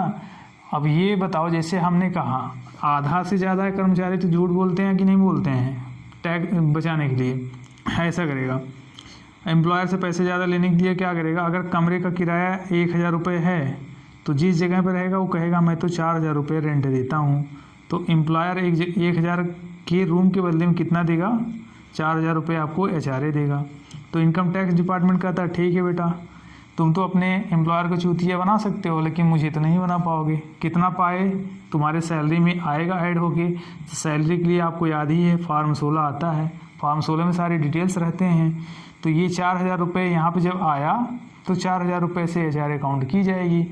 तो आपने पेमेंट कितना दिया, आप बताओ, आपको 4 × 12 48,000 रुपये आपने HRA ली, 48,000 रुपये 1 साल की, कितना दी, 12,000 ही तो पेमेंट दी ना। अब इसको घटा लो, कितना आया, 36,000 रुपये, यानी एक्स्ट्रा आपने किससे लिया, एम्प्लॉयर से। तो ये क्या है, आपकी आय है कि नहीं है, इनकम है। आपने 12,000 खर्च किया है, 36,000 बचाया है, तो इस पर आपको टैक्स देना होगा। तो ये हम टैक्सेबिलिटी निकालेंगे, कैसे टैक्स निकलेगा ये तो हमने आपको समझाने के लिए बता दिया, ठीक ना। अब देखते हैं कैसे ये टैक्सेबल निकलता है। एक्चुअल अमाउंट जो है यहाँ पे लिख देंगे, इसके बाद एग्जेम्प्टेड अमाउंट निकालेंगे, है ना। एग्जेम्प्टेड मतलब छूट वाली राशि। और उसके बाद यहाँ पे 3 कंडीशन है, इसमें से जो कम है, तो least of the following, least of the following is exempt, least of the following is exempt, मतलब निम्न में से जो तीनों में से कम है वो हमारी क्या है, एग्जेम्प्टेड अमाउंट आएगी। तो एक्चुअल HRA यहाँ पे लिख लेना है, 50% या 40%। इसके बारे में चर्चा आगे करेंगे। ये हमारे मकान जो किराए पर ले रखे हैं वो कहाँ सिचुएटेड है उस पर डिपेंड करता है, 50% और 40%। ऑफ सैलरी, यहाँ पे हमने 1 मार्क किया है सैलरी के ऊपर, 50% या 40% ऑफ सैलरी। सैलरी का मतलब क्या है, यहाँ पे हमने लिखा है बेसिक आएगा, basic plus DA dearness allowances, star लगा है, स्टार का मतलब फार्मिंग पार्ट ऑफ सैलरी, ठीक है। इसके बाद कमीशन हमने लिखा है शॉर्ट में, यहाँ पूरा लिख देते हैं, कमीशन डबल स्टार लगाया है। कमीशन क्या होना चाहिए, fix percentage of turn over, ये हमारा क्या है, कमीशन। तो सैलरी का मतलब क्या निकल के आया, basic plus DA star plus commission double star, है ना। याद करने का तरीका है, या बार बार आप ये हम नहीं बोलेंगे कि DA dearness allowances farming part of salary, commission fix percentage of turnover, ये बार बार ना बोलने की वजह से हम स्टार बोल देते हैं, ठीक ना। तो ये चीज़ हो गई। अभी इन तीनों में से जो कम आएगा वो क्या हो जाएगा, एक्चुअल में से घटने के बाद जो आएगा वो हमें मिलेगा क्या, टैक्सीबल HRA। तो ये इम्पोर्टेंट है। अब बात करते हैं यहाँ पे कुछ और इम्पॉर्टेंट चीज़ें। कह रहा है कि exemption is not available, exemption is not available यानी एग्जेम्पशन आपको छूट आपको नहीं मिलेगा if employ lives in his own house. जैसे अगर मान लो हम लोग कहीं जाते हैं जॉब करने, वहाँ पे ऑलरेडी मेरे फादर जॉब कर रहे थे, उन्होंने मकान बना के रखा है, हम जाके अपने ही मकान में रह रहे हैं, लेकिन एम्प्लॉयर से हमने कहा मैं तो किराए पर रहता हूँ, ठीक ना, मैं तो किराए पर रहता हूँ, मुझे किराया चाहिए। तो वो कहता है चलो ठीक है HRA देते हैं, HRA मिल गया ना। कमाने के चक्कर में हम लोगों ने क्या किया, एम्प्लॉयर से पैसा ले लिया। अब इनकम टैक्स डिपार्टमेंट कहता है ठीक है कोई बात नहीं है, आप चाहे जितना ले लो, लेकिन मुझे भी खिलाओ, आप भी खाओ। आप तो खाओ ही खाओ ना, मुझे भी खिलाओ। इनकम टैक्स डिपार्टमेंट, गवर्नमेंट कहती है मैं भी खाऊंगा, उसमें से तो टैक्स के रूप में खाएगा। तो उसके लिए क्या करेगा वो, चलो ठीक है फॉर्म 16 में वो मेंशन होके आएगा आपके कि आपने HRA कितना पाया है, तो उस पर एक टैक्स ले लेगा। लेकिन कितना, जैसे हमने कहा कि मैं 1 भी रुपये नहीं दे रहा हूँ, लेकिन मैं 48,000 रुपये ले रहा हूँ 4,000 रुपये के हिसाब से हर महीने HRA, तो उसमें से 1 भी रुपये आपको छूट नहीं मिलेगी। यानी कहने का मतलब ये सब फार्मूले आपको लगाने की कोई ज़रूरत नहीं है। 48 का 48 क्या हो जाएगा, टैक्सीबल हो जाएगा, ठीक है। जब आप स्वयं अपने मकान में रह रहे हैं और फिर भी HRA आप ले रहे हैं तो कोई छूट नहीं मिलेगी। या फिर एक ऐसे मकान में रह रहे हैं और अथवा in a house for which he does not pay any rent, मतलब एक ऐसे मकान में रह रहा है जहाँ जिसके बदले में वो कोई रेंट नहीं दे रहा है। जिसका मान लो कोई रिश्तेदार के यहाँ रह रहा है, कोई फ्रेंड के यहाँ रह रहा है, कमरा फ्री में मिला हुआ है, कोई रेंट नहीं दे रहा है, तो उसके बदले में भी आप HRA ले रहे हो तो कोई छूट आपको नहीं मिलेगी, ठीक है दोस्तों। अब आगे देखते हैं, वही चीज़ मैंने हिंदी में लिखी, छूट तब नहीं मिलेगी जब कर्मचारी स्वयं के मकान में रहता हो या ऐसे मकान में रहता हो जिसका वो कोई किराया भुगतान न करता हो, ठीक है। तो छूट आपको नहीं मिलेगी, डिडक्शन एग्जेम्पशन आपको नहीं मिलेगी। अब बात करते हैं ये जो 40% और 50% वाली कहानी थी कि कब हम 40% का रेट अप्लाई करेंगे सैलरी पर, कब 50। तो 50% दोस्तों तब अप्लाई होता है जब आप मेट्रोपॉलिटन सिटी में रहते हैं। मेट्रोपॉलिटन सिटी जैसे हमने कहा 4 सिटी 4 दिशाएं, आपको पता ही 4 दिशाएं कौन कौन सी है। हाँ, आपका एक हो गया महाराष्ट्र मुंबई, दूसरा दिल्ली, कोलकाता और चेन्नई, ये बड़े सिटी हैं, ठीक ना। तो जब मुंबई में हमारा मकान सिचुएटेड है, चेन्नई में सिचुएटेड है, दिल्ली में सिचुएटेड है, कोलकाता में सिचुएटेड है, तो उसके केस में हम लोग यहाँ 50% अप्लाई करते हैं। ऐसा इसलिए कहा गया है ये बताया भी है कि जैसे एक एम्प्लॉय है यहाँ पे, ऐसे सोचो कि एक ये दिल्ली है, ठीक ना, ये दिल्ली है और इससे सटा क्या है, गाज़ियाबाद है, ठीक ना। मान लो यहाँ पे गाज़ियाबाद, अभी एक एम्प्लॉय है वो काम करता है कहाँ पे, दिल्ली में काम करता है और रहता कहाँ पे है, गाज़ियाबाद में रहता है, ठीक, गाज़ियाबाद। अब उसको HRA मिल रहा है, एम्प्लॉय को HRA मिल रहा है, कितना मिल रहा है, मान लो 48,000 रुपये साल भर का। तो अभी जब हम लोग निकालेंगे ना छूट, उसको 40% ही दे पाएंगे, क्योंकि जॉब हम कहाँ कर रहे हैं, काम कहाँ कर रहे हैं उससे मतलब नहीं है, हमारा मकान कहाँ सिचुएटेड है। हमारा मकान तो गाज़ियाबाद में है ना, हाउस कहाँ पे है, जो किराया हम दे रहे हैं जिसके बदले में, हाउस कहाँ पे है, गाज़ियाबाद में है। काम कहाँ कर रहा हूँ, दिल्ली में। तो हमें काम से मतलब नहीं है, हमें तो मतलब है कहाँ से, हाउस से, मतलब कि मेरा हाउस कहाँ पे सिचुएटेड है। तो हाउस गाज़ियाबाद में सिचुएटेड है, इसलिए हम 40% इस पर अप्लाई करेंगे। लेकिन अगर कोई व्यक्ति ऐसा है जो गाज़ियाबाद में काम कर रहा है, ठीक ना, लेकिन उसका जो वो रहता है मकान, वो कहता नहीं हम तो दिल्ली में रहेंगे, तो वो हाउस कहाँ पे ले रखा है किराए पर, दिल्ली में ले रखा है। तब जब हम लोग अप्लाई करेंगे, HRA निकालेंगे तो 50% निकालेंगे। ये बात आपको समझ में आ गई होगी, ठीक है। तो 50% का रेट तभी अप्लाई होगा जब मुंबई, दिल्ली, कोलकाता और चेन्नई में मकान सिचुएटेड होगा। वो कौन सा मकान, जिस मकान में एम्प्लॉय रहता होगा किराए पर, ठीक है।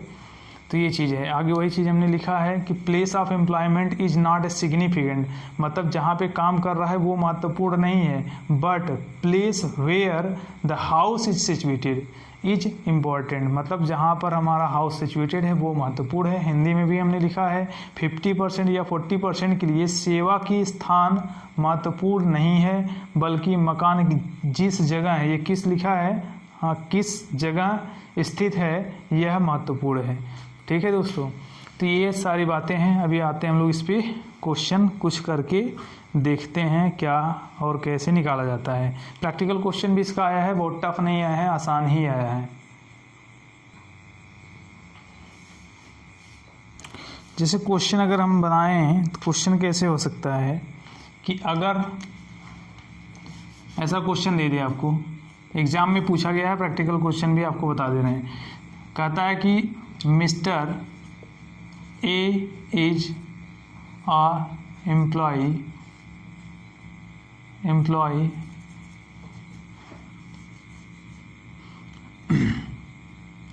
इन अ कंपनी। मिस्टर ए क्या है कि एम्प्लॉय है, एक कंपनी में है, सिचुएटेड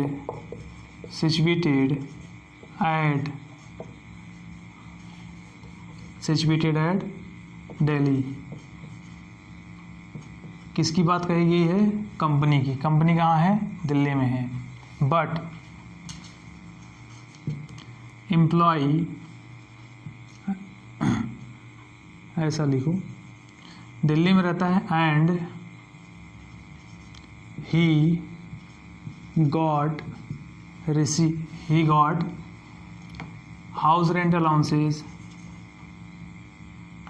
गॉड की जगह पे ही रिसीव लिख लो, थोड़ा सा अच्छा लगता है। He receive house rent allowances,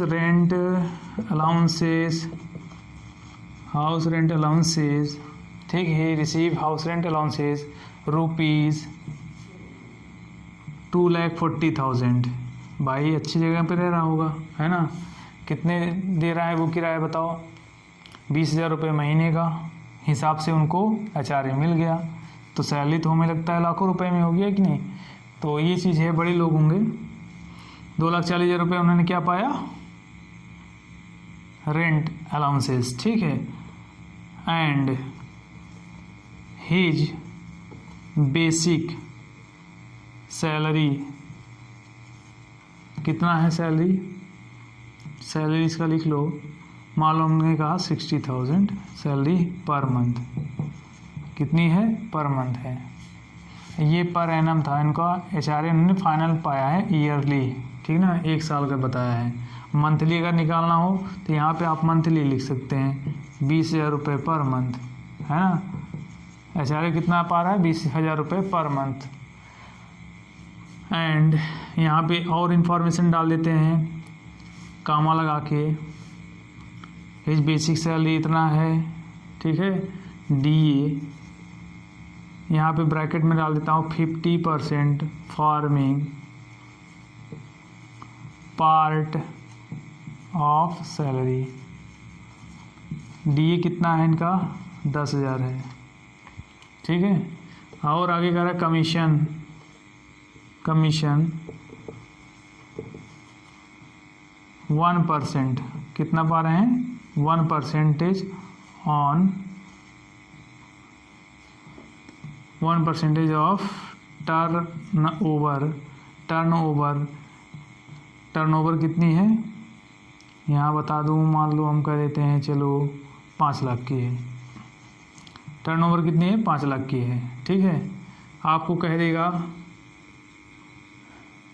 find या कैलकुलेट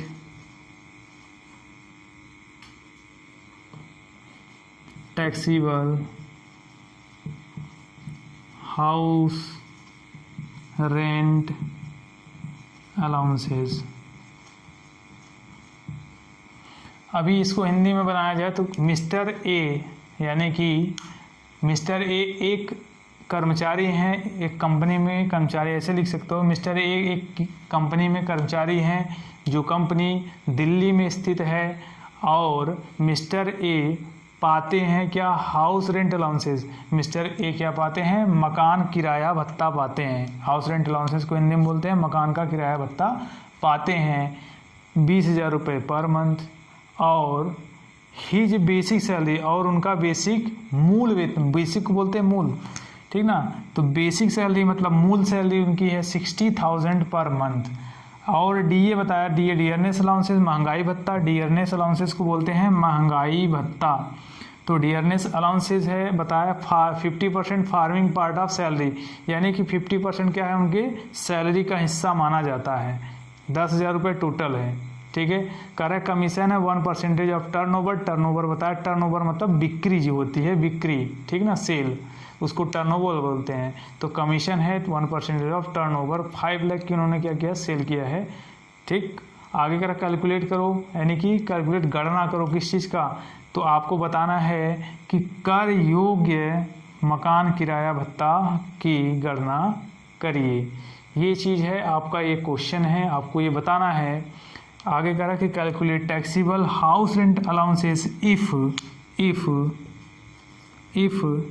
हाउस इज सिचुएटेड, मकान स्थित है, if house is situated at Ghaziabad,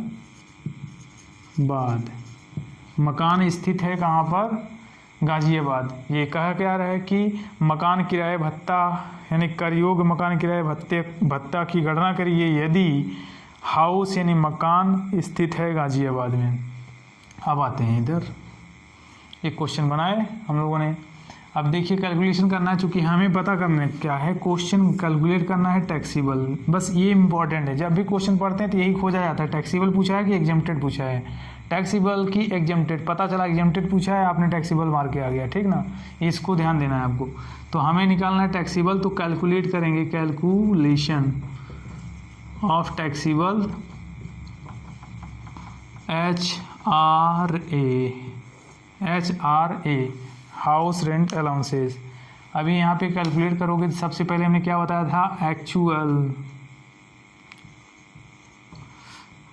HRA कितनी हो जाएगी, 20,000 रुपये पर मंथ, तो 20,000 गुणे के 12 तो हो गया कितना, 2,40,000।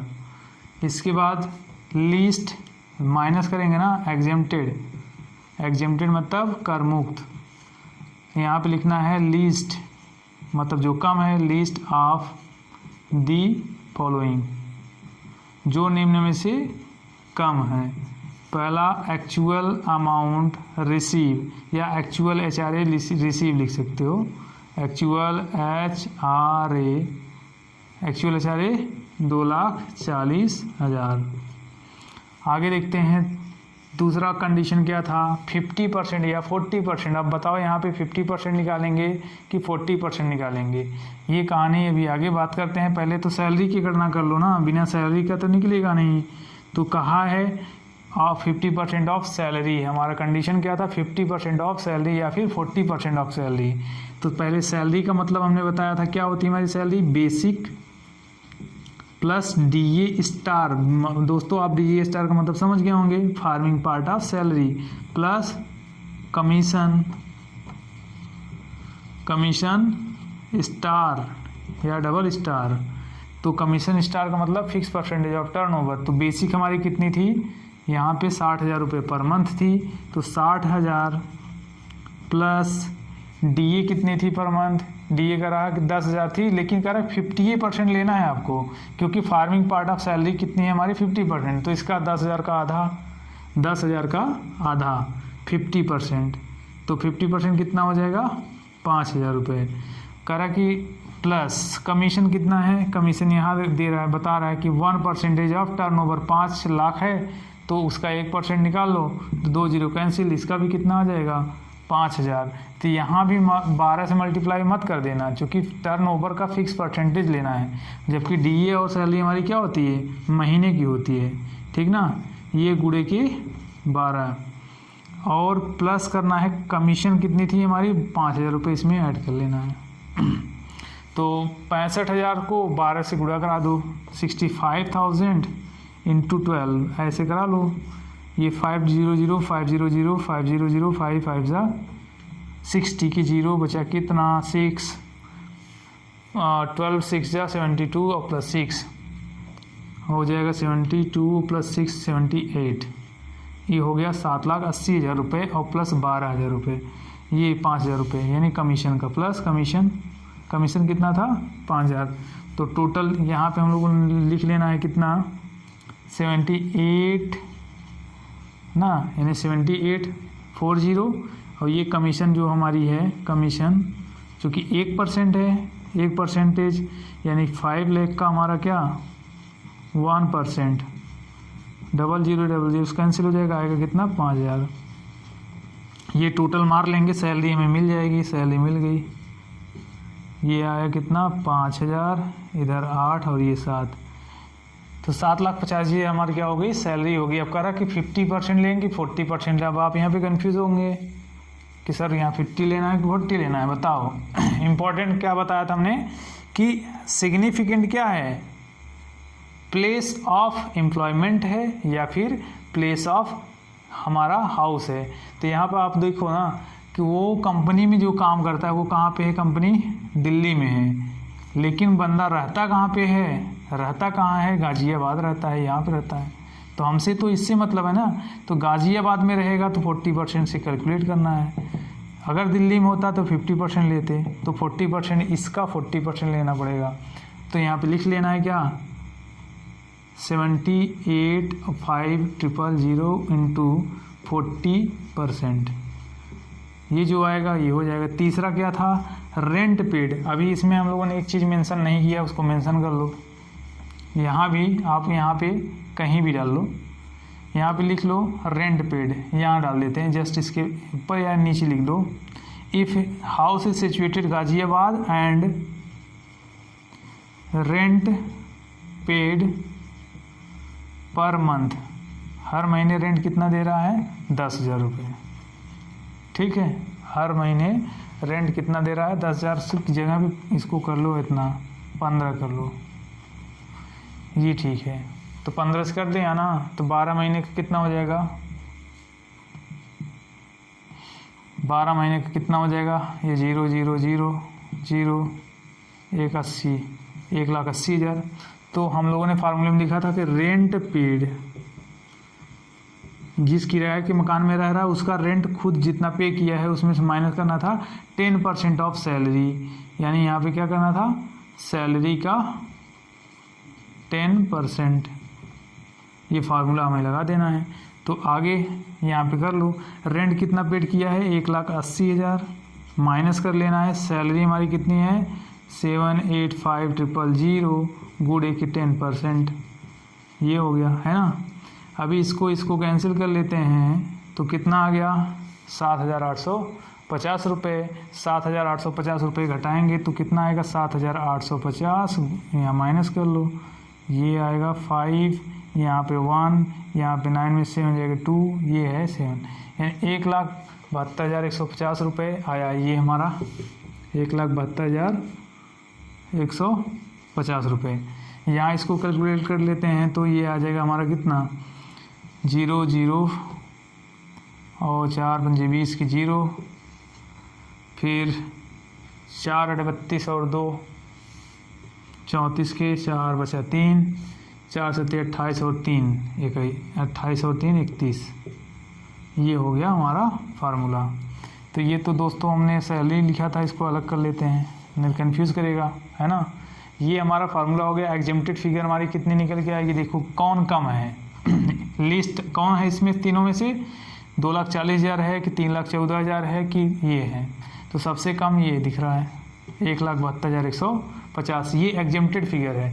अगर आपसे पूछेगा कि हाउस रेंट अलाउंसेस में ये सारी कहानी दे दे आपसे और पूछे कि एग्जेम्प्ट यानी कर मुक्त कितनी होगी, तो लिस्ट ऑफ द फॉलोइंग वाला फार्मूला देखना है, यही अप्लाई करना है, एग्जाम में पूछा गया है, तो ये आ जाएगी जो सबसे कम है 1,72,150, ये हमारी कम है, ये हमारी एग्जेम्प्टेड वैल्यू है, इसको घटा देना है यहाँ से 1,72,150, तो जो मिलेगी वो टैक्सीबल हमारी क्या हो जाएगी HRA हो जाएगी।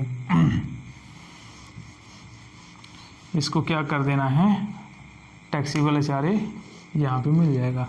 लेस करोगे आप 0 है 5 है और यहाँ पे देखेंगे तो 8 आ जाएगा, यहाँ पे आएगा 7, यहाँ पे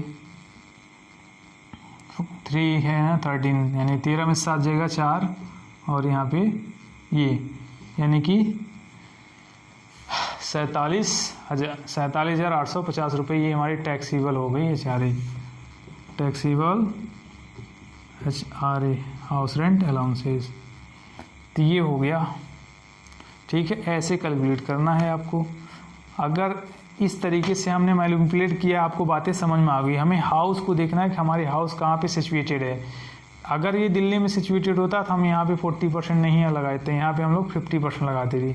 अगर ये मकान हमारा मुंबई में सेट होता मुंबई में, तो हम लोग क्या लगा देते, हम लोग सीधा लगाते 50%। कोलकाता में होता तो 50%, ठीक है। 4 राज्यों को छोड़कर बाकी सब जगह 40% ही अप्लाई करना है।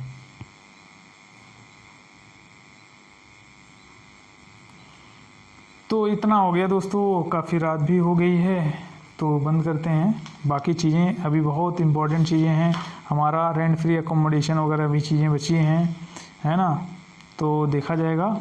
बाकी एक चीज़ हम आपको बता देते हैं, अभी भी हमारे पास थोड़ा समय है, थोड़ा डिस्कशन कर लेते हैं टेस्ट पर, ठीक है। टेस्ट पर डिस्कशन कर लेते हैं। तो टेस्ट के लिए बात करते हैं दोस्तों। टेस्ट हम लोगों ने जो दिया 20 क्वेश्चन था, तो 20 क्वेश्चन के टेस्ट की बात करें यहाँ पे, तो पहला क्वेश्चन आप लोग देख लें, ये आप हो गया मेरा, ठीक ना। अब हम टेस्ट पे बात करते हैं, आप लोग अपना सीट ले लेना, ठीक है। हम स्टार्ट करते हैं टेस्ट पे बातें जो हुई थी, या जिस तरीके से टेस्ट में क्वेश्चन रखा गया है। कुछ बात कर लेते हैं, कुछ नेक्स्ट टाइम बात कर लेंगे, है कि नहीं। और इसके लिए स्पेशल मैंने सोचा था, लेकिन उसके लिए अलग से क्लास रखना ठीक नहीं है, ऐसे ही चर्चा कर लिया जाएगा, ठीक।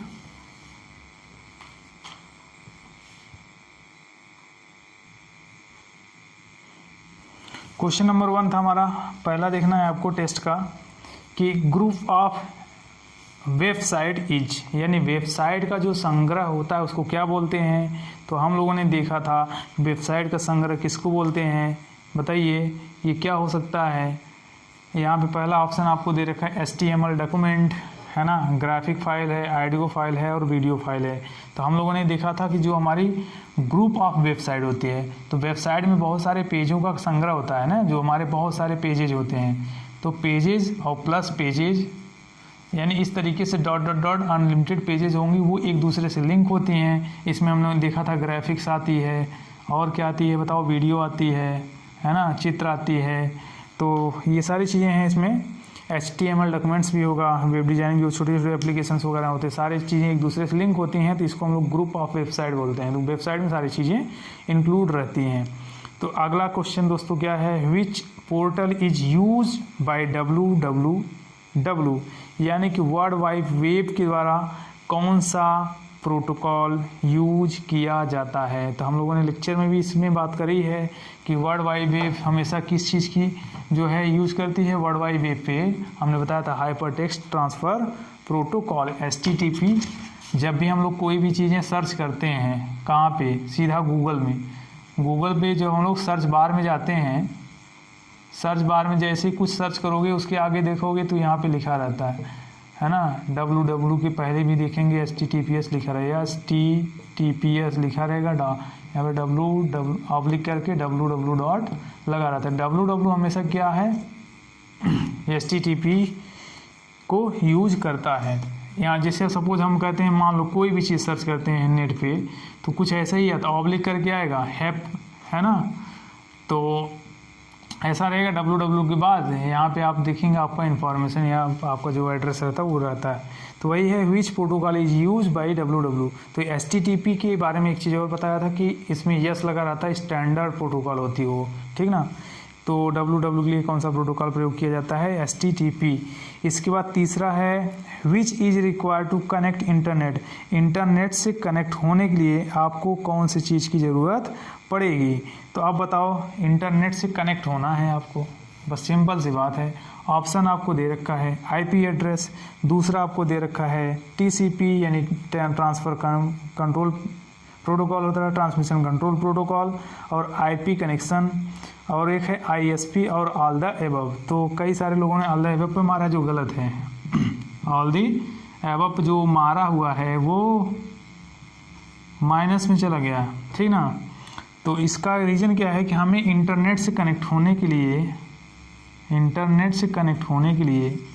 क्योंकि TCP और IP ये सारी चीज़ें, IP ये आपने क्या देखा था, आपने देखा था एक तरीके का मॉडल है, इंटरनल वर्क हमारा कंप्यूटर कैसे करता है, वो सारी चीज़ें थी, ठीक है। जबकि इंटरनेट से कनेक्ट होने के लिए आपको इंटरनेट सर्विस प्रोवाइडर की ज़रूरत पड़ेगी।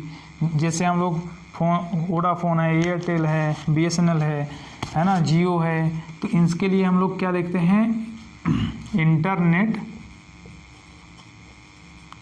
सर्विस प्रोवाइडर, ठीक है। इंटरनेट सर्विस प्रोवाइडर जैसे हमने बताया जियो है ना, एयरटेल, ATC, तो इंटरनेट सर्विस प्रोवाइडर हमारा क्या है, आंसर है। तो which is required to connect internet, तो आपको इंटरनेट सर्विस प्रोवाइडर की ज़रूरत पड़ेगी।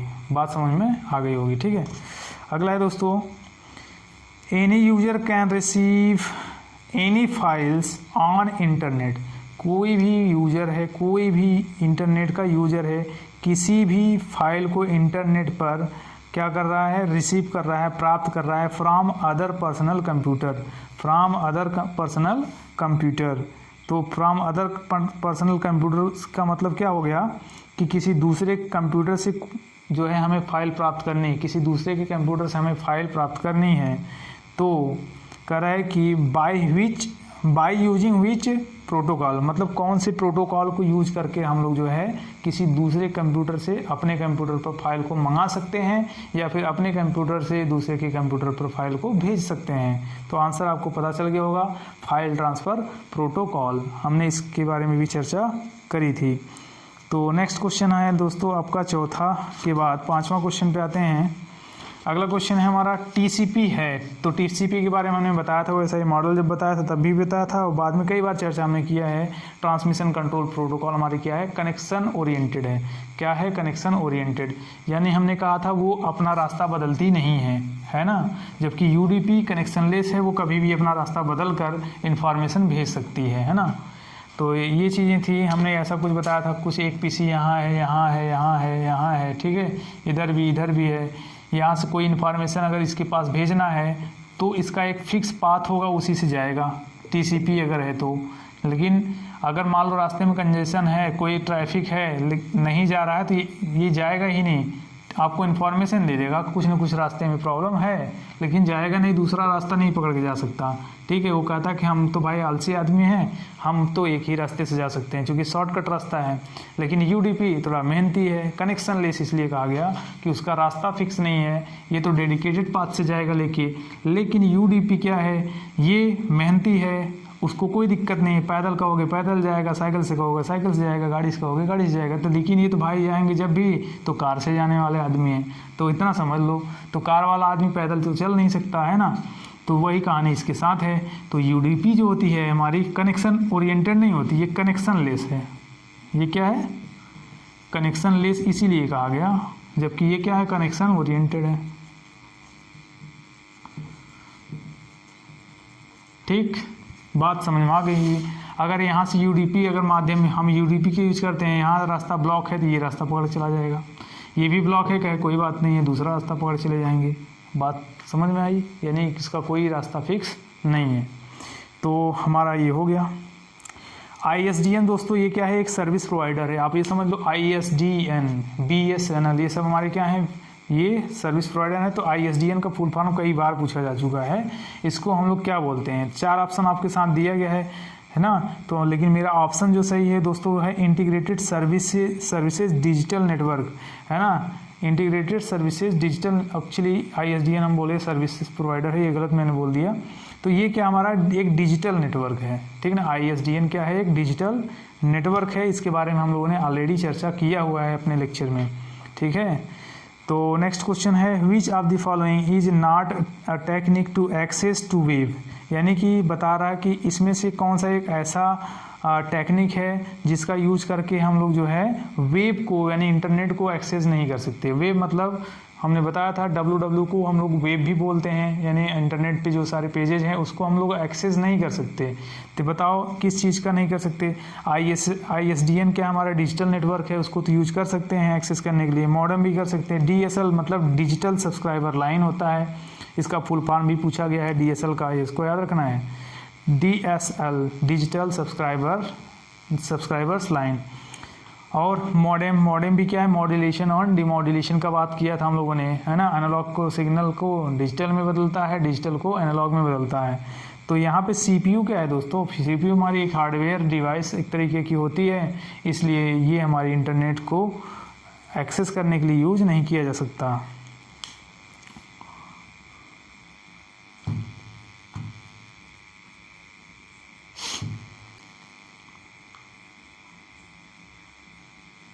नेक्स्ट देखते हैं एनालिटिकल फंक्शन। क्वेश्चन नंबर 8 है analytical function of any IP address of a packet is normally done. Correct, किसी पैकेट के आईपी एड्रेस का सामान्यतः विश्लेषण किया जाता है। तो आप बताओ आईपी एड्रेस का विश्लेषण कहाँ पे किया जाएगा। ये चीज़ें हमने आप लोगों को ऑलरेडी बताया पड़ा हुआ है, ठीक है। हमने बताया था एप्लीकेशन लेयर, हमने बताया था क्या प्रेजेंटेशन लेयर, हमने बताया था सेशन लेयर, ठीक ना। ये हमारा एंड टू एंड इंक्रिप्शन होता है। ये एंड टू एंड इंक्रिप्शन बोले तो ये रिस्पॉन्सिबल होता है हमारे जाके रास्तों का पता करता है, ठीक ना। और इसके बाद बताया था क्या ट्रांसपोर्ट लेयर। ट्रांसपोर्ट लेयर पे दोस्तों बताया था टीसीपी है और क्या है यूडीपी है, ठीक है। इसके बाद क्या आ जाता है हमारा नेटवर्क लेयर। तो नेटवर्क लेयर पे टीसीपी आईपी काम करती है। अब इससे कंफ्यूज नहीं होना है, यहाँ पे टीसीपी भी काम करता है और आईपी क्या करता है हमारे जो यहाँ से पैकेट आते हैं, ये पैकेट आते हैं कि नहीं आते हैं, ये सारे पैकेट यहीं पे टीसीपी तोड़ता है, पैकेट में बनाता है। तो सारे पैकेट यहाँ पे आते हैं, क्या होता था यहाँ पे एड्रेसिंग का काम होता था। तो वही चीज़ यहाँ से पूछा है, पैकेट के आईपी एड्रेस का विश्लेषण करता है। यहाँ पे क्या करेगा, एड्रेसिंग करेगा, भाई किस जगह में भेजना है किस जगह नहीं भेजना है। तो नेटवर्क लेयर पर काम होगी, तो नेटवर्क लेयर पर काम होगी जहाँ पर हमारे टीसीपी आईपी यहाँ भी हैं। यहाँ पर जो दोस्तों क्या करती है, आईपी हमारा भेजने का काम करता है, किसी भी डेटा को भेजने का काम करता है, जबकि टीसीपी हमारा क्या करता है, तोड़ने का काम करता है। तो यहाँ पे आईपी एड्रेस रहती है, आप ये समझ लेना कि आईपी एड्रेस हमारे डाटा को भेजने का काम करता है, कहाँ पे, हमारे डेस्टिनेशन पर। लेकिन ये टीसीपी क्या करती है, पैकेट्स में तोड़ देती है। और यहाँ पे एनालिसिस किया जाएगा, किस चीज़ का किया जाएगा एनालिसिस, एड्रेस का एनालिसिस कि हमें इसको किस जगह भेजना है और किस जगह नहीं भेजना है। और हम लोगों ने देखा था यहाँ पे राउटर लगता है, क्या लगता है, राउटर कहाँ था, नेटवर्क लेयर पर, ठीक है। तो राउटर हमारा क्या हो जाएगा दोस्तों, आंसर हो जाएगा। इसी तरीके से क्वेश्चन आता है, तो आप लोग किताबें पढ़ते रहेंगे तब बातें समझ में आती रहेगी। क्वेश्चन नंबर नेक्स्ट देखते हैं। क्वेश्चन नंबर नेक्स्ट कर रहा है, क्या कर रहा है दोस्तों,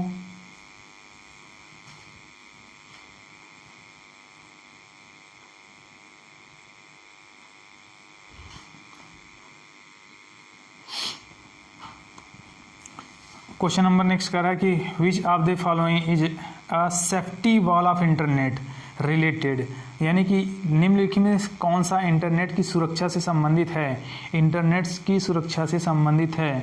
तो यहाँ आप देखो, जैसे कोई एक बाउंड्री है ना, कोई एक बाउंड्री है ये कंपनी का, ठीक ना, कंपनी की बाउंड्री, यहाँ बहुत सारे नेटवर्क ये बना के रखता है अपने यहाँ, बहुत सारे नेटवर्किंग हुए होंगे ना कंप्यूटर की, यहाँ की इससे जुड़ी होगी, यहाँ की इससे जुड़ी है, यहाँ भी बताओ एक गेट लगा होगा, तो बाहरी नेटवर्क भी आते होंगे। तो बाहरी नेटवर्क आएंगे तो उसके साथ क्या आएगा दोस्तों, वायरस आएगा।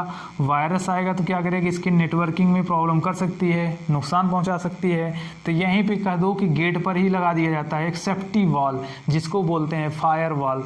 फायर वॉल क्या करता है, यानी जो भी वायरसेज आएंगे उसको आने के लिए मना कर देगा, है ना, उन सबको रोक देता है उधरी से, यानी हमारे जो नेटवर्किंग होती है उसको सेफ्टी प्रोवाइड करती है, सुरक्षा का प्रदान करता है। कौन करता है, ये फायर वॉल। तो फायर वॉल एक तरीके की हमारे लिए सुरक्षा या सेफ्टी वॉल का काम करता है, कहाँ पे, इंटरनेट नेटवर्किंग में, ठीक ना। तो यहाँ पे आ जाएगा हमारा क्या, फायर वॉल हमारा आंसर हो जाएगा। एक यहाँ पे DSL का फुल फॉर्म पूछा गया है, तो डिजिटल सब्सक्राइबर लाइन होती है। W3C किसी ने हमसे पूछा था, W3C दोस्तों क्या होता है, वर्ल्ड वाइड वेब कंसोर्टियम, ये भी एग्जाम में पूछा जा चुका है। World wide web consortium, consortium तो कंसोर्टियम होता है ये, ठीक ना। तो वो WWW को हम लोग W3 के नाम से जानते हैं। एक W लगा है, मल्टीप्लाई कराओगे तो कितने W हो जाएंगे, 3 W हो जाएंगे। लास्ट में C लगा है, मतलब कंसोर्टियम। और कंसोर्टियम का मतलब क्या है, इसको आप जानिए। कंसोर्टियम का मतलब क्या होता है दोस्तों, ये एक तरीके का कहते हैं ना कि एक कम्युनिटी की इंटरनेशनल कम्युनिटी होती है जहाँ पर मेंबर्स और ऑर्गेनाइजेशन मिलकर, है ना, किसी वेब के लिए क्या करते हैं कि स्टैंडर्ड तैयार करते हैं। यानी हम बोले तो यहाँ पे क्या हो सकता है, यहाँ पर हमारे जो इंटरनेशनल कम्युनिटी होती है ना, कम्युनिटी, ठीक ना, तो वो सब मिलकर दोस्तों क्या करते हैं, मेंबर्स का एक ऑर्गेनाइजेशन होगा या फिर बोले तो कम्युनिटी होगा। कंसोर्टियम का मतलब मैं आपको बता रहा हूँ, ठीक ना, जहाँ पर वो मिलकर एक क्या करते हैं, वेब डेवलपमेंट के लिए एक क्या बनाएंगे, यहाँ पे ये लोग स्टैंडर्ड तैयार करते हैं, जिससे मिलकर सब लोग, जैसे हमारी कहते हैं कम्युनिटी है ना, कम्युनिटी सब मिलकर कंसोर्टियम को, कम्युनिटी यहाँ पे समझ लेना कि वर्ल्ड वाइड वेब कंसोर्टियम क्यों है कि इंटरनेशनल एक ऑर्गेनाइजेशन होगा, वहाँ पे जो भी इसकी कम्युनिटी होगी यानी कि रिसर्च एंड डेवलपमेंट करने वाली, वो सब मिलकर क्या करते हैं, एक स्टैंडर्ड तैयार करते हैं, स्टैंडर्ड, ठीक ना, ये बात है। बट ये पूछेगा नहीं, आपको इसका फुल फॉर्म याद रखना है। नेक्स्ट देखिए दोस्तों क्या है,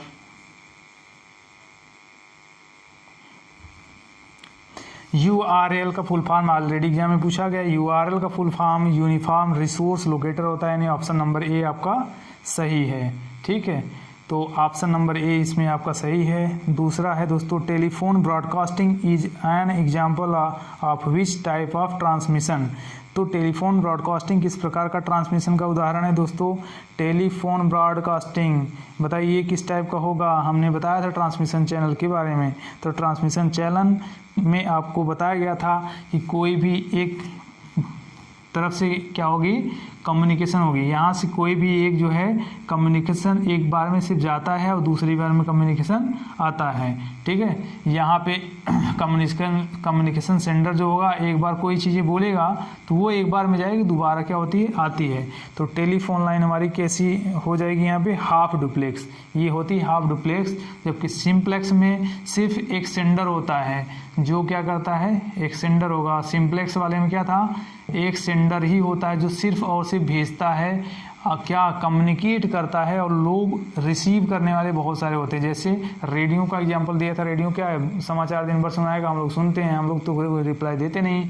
टीवी हो गई, ये सारी चीज़ें हैं। लेकिन ये हमने कहा टेलीफोन लाइन पर एक बार हेलो करोगे तो वो इन्फॉर्मेशन जाती है और एक बार क्या है, आती है। तो टेलीफोन लाइन है ना, ये लाइन की बात कही है, ना कि मोबाइल और फ़ोन की बात करी है। तो लाइन की बात करी, इसमें एक बार इन्फॉर्मेशन जाती है और एक बार आती है, नहीं तो टकराव हो जाएगा, ठीक है। जबकि फुल डुप्लेक्स में हमने कहा जैसे मोबाइल है, मोबाइल में उधर से भी आवाज़ आ जाएगी और इधर से भी जाएगी, कोई दिक्कत नहीं होता, टकराव नहीं हो पाती है ना। तो आंसर हमारा बी हो गया इसका, हाफ डुप्लेक्स। इसके बाद 12th क्वेश्चन है दोस्तों, first computer network in the world is. तो पहला जो दोस्तों नेटवर्क था वर्ल्ड का नेटवर्क, पहला नेटवर्क क्या था, आरपा नेट था। पहला नेटवर्क क्या था आंसर में, आरपा नेट। इसके बारे में अभी हम लोग बात करेंगे, आरपा नेट क्या है। तो हमने दे दिया जानबूझकर, कुछ चीज़ें आपको नहीं पढ़ाएंगे जो ना, वो इसी एग्जाम में आपको टेस्ट के माध्यम से बता दूंगा, ठीक ना। तो आरपानेट को फुल फॉर्म, ये एक तरीके की यूएस ऑर्गेनाइजेशन है, यूएस की एक ऑर्गेनाइजेशन थी, ठीक ना, ऑर्गेनाइजेशन जिसने क्या किया था, सबसे पहले अपना एक नेटवर्क बनाया था।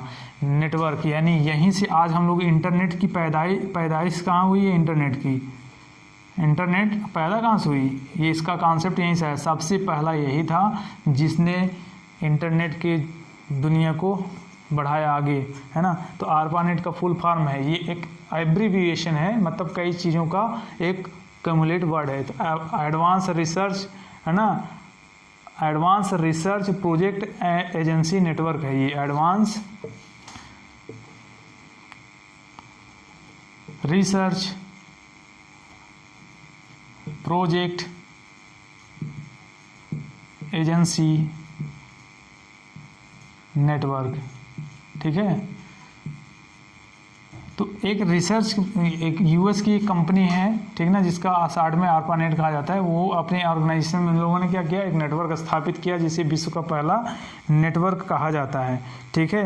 और एनएसएफ नेट भी उसके बाद ही आया था। एनएसएफ नेट के बारे में भी हम लोग बात करेंगे, ठीक ना, आगे चीज़ें मिलेगी।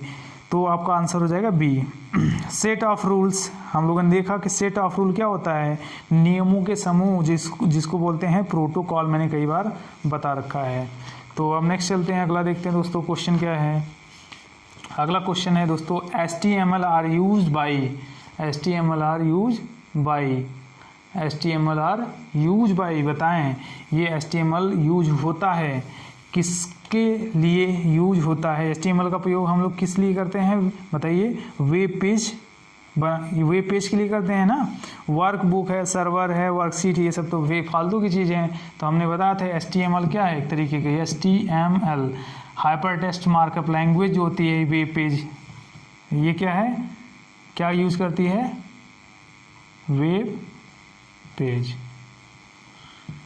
ठीक, ये वेब पेज यूज़ करती है HTML hyper text markup language. Web designing में hyper text markup language HTML में सारे डॉक्यूमेंट्स तैयार होते हैं, वो हमारा यूज़ करता है वेब पेज। और एक चीज़ ये भी जान लो, ARPANET 1970, ठीक है, हुआ था। इसका डेट वेट हम बाद में बहुत अच्छे से बताएंगे, टेंशन मत लेना आप लोग। अगला बात करते हैं, अगला क्वेश्चन क्या है? मैक एड्रेस इज, हम लोगों ने देखा है कि मैक एड्रेसिंग हमने जब बताया था, IP एड्रेसिंग तभी बताया था कि मैक एड्रेसिंग हमारी क्या है, मशीन की एड्रेस होती है, फिजिकल एड्रेस होती है। मैक मीडिया एक्सेस कंट्रोल इसका फुल फॉर्म है। ये कितने बिट की होती है? 48 बिट की होती है। इसके बाद income tax act was passed in the year, income tax act जो बना था वो कब बना था? 1961 में बना था। जो हम आज टैक्स देखते हैं उसकी बात, वो जो आज ये टैक्स चल रही है कब की है? 1961 की है। जबकि कह रहा है the first income tax, the first income tax, ध्यान देना, द फर्स्ट इनकम टैक्स कब बना था? Enacted, the first income tax was enacted या इंट्रोड्यूस, कब बनाया गया था? ये 1860 में, ठीक ना। ये कब था? 1860 में, यानी कि 1860 में था। इसके बाद नेक्स्ट क्वेश्चन देखते हैं। The house rent allowances HRA is given under section, HRA कौन से अंडर सेक्शन में दिया गया? अभी जस्ट बात हुई थी 1013A में। इसके बाद दोस्तों